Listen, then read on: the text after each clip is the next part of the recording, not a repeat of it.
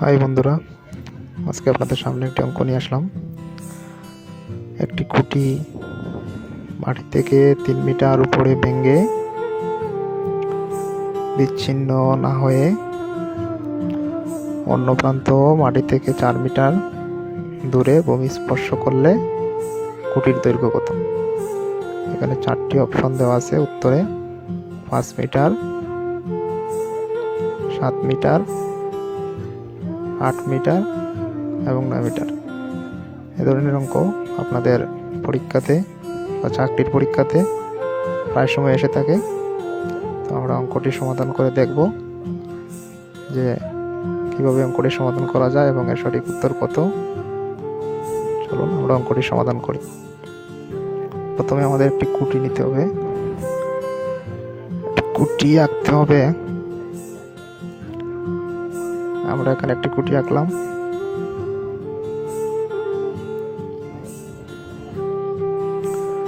আমরা খুঁটিটিকে এ এবং ডি দ্বারা চিহ্নিত করব। এ ডি দ্বারা চিহ্নিত করলাম। এখন খুঁটিটি মনে করি এই বিন্দুতে ভেঙেছে 3 মিটার উপরে। এটাকে আমরা সি দ্বারা চিহ্নিত করলাম যে সি বিন্দুতে খুঁটিটি 3 মিটার উপরে ভেঙে অন্য প্রান্ত ভূমিতে 4 মিটার দূরে স্পর্শ করেছে। এটা হচ্ছে ভূমি থেকে 4 মিটার দূরত্ব যেখানে খুঁটিটি ভেঙে তার অন্য প্রান্ত স্পর্শ করেছে। এটাকে আমরা বি দ্বারা চিহ্নিত করব। এ বি এটুকু হচ্ছে 4 মিটার, এ বি হচ্ছে 4 মিটার এবং এটুকু হচ্ছে 3 মিটার এসি। এবং আমরা সম্পূর্ণ খুঁটিটিকে যদি এইচ মিটার ধরি তাহলে সিডি হচ্ছে h-3 এবং এইটুকু হচ্ছে h-3 মিটার বিসি। এখন আমরা সূত্রের সাহায্যে অঙ্কটি সমাধান করব। আমরা জানি এটি একটি সমকোণী ত্রিভুজ এবং সমকোণী ত্রিভুজের অতিভুজ স্কোয়ার সমান লম্ব স্কোয়ার প্লাস ভূমি স্কোয়ার। এখানে অতিভুজ হচ্ছে বিসি, লম্ব হচ্ছে এসি এবং ভূমি হচ্ছে এবি।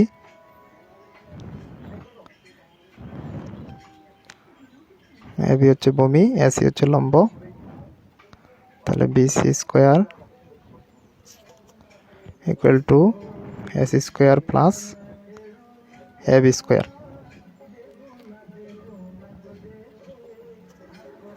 তারপর বিসি স্কোয়ার ইকুয়াল টু, যেহেতু এসির মান হচ্ছে 3, তাহলে 3 স্কোয়ার প্লাস এবির মান 4 square. BC square equal to 3 বর্গ করলে 9 এবং 4 বর্গ করলে 16। তো বিসি স্কোয়ার ইকুয়াল টু 25 মানে 25। তাহলে আমরা বিসির মান বের করব। বিসি ইকুয়াল টু বর্গ যদি উঠিয়ে নেই তাহলে 25-এর বর্গমূল। তো এদিকে বিসির উপরে স্কোয়ার উঠিয়ে এদিকে বর্গমূল, 25-এর বর্গমূল করলে হয় 5। তাহলে বিসি ইকুয়াল টু 5 মিটার।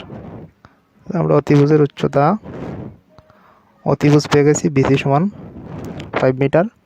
এখন আমরা সম্পূর্ণ খুঁটির দৈর্ঘ্য বের করতে পারবো, যেহেতু এখানে বিসি মানেই হচ্ছে ডিসি। বিসি যতটুকু ডিসি ঠিক ততটুকুই, h-3। এটা খুঁটির বাকি অংশ হচ্ছে 5 মিটার। যেটুকু অংশ ভেঙে পড়েছে ওইটুকুর দৈর্ঘ্য হচ্ছে 5 মিটার, 5 মিটার। তাহলে এখন আমরা ওইটুকু যোগ করলেই সম্পূর্ণ খুঁটির দৈর্ঘ্য পেয়ে যাব। তাতে এসি হচ্ছে 3 মিটার আর বাকি অংশ হচ্ছে ডিসি সমান হচ্ছে 5 মিটার।